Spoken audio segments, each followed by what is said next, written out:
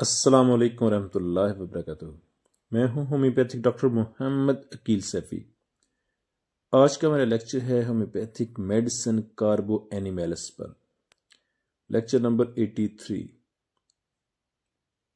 कार्बो animals वरीदों गदूदों की दवा है, यानी जो हमारी वेन्स हैं उनकी दवा है और ग्लैंड्स गदूदों की दवा है। बैल के चमड़े के कोयले से ये दवा तैयार की जाती है और एंटीसाइकोटिक मेडिसिन है।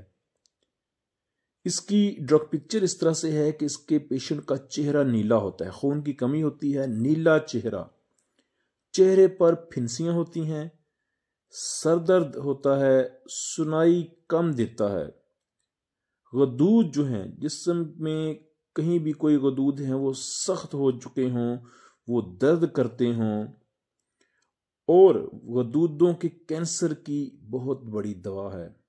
इसके अलावा मोच आ जाने में कार्बो एनिमेलस बेहतरीन है।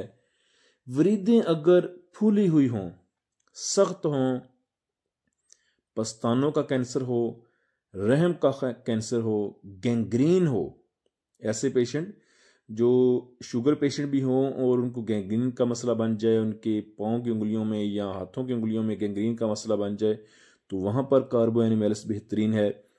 बगलों में गदूदों का जो कैंसर है वहां पर बेहतरीन है, क्योंकि ये जिस तरह मैंने बताया कि वरीदों और गदूदों पर यह दवा काम करती है, और खसूसन गदूदों के कैंसर पर, बगलों में गदूदों के कैंसर पर, या रहम के गदूदों के कैंसर पर, या पस्तानों के कैंसर के लिए ये दवा बेहतरीन है और बड़ा अच्छा रिजल्ट देती है कैंसर पेशेंट के लिए। सर्दी से इसके अलामात में इजाफा होता है और गर्मी से सुकून महसूस होता है।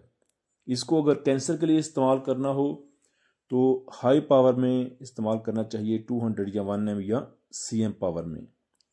बेहतरीन रिजल्ट देती है।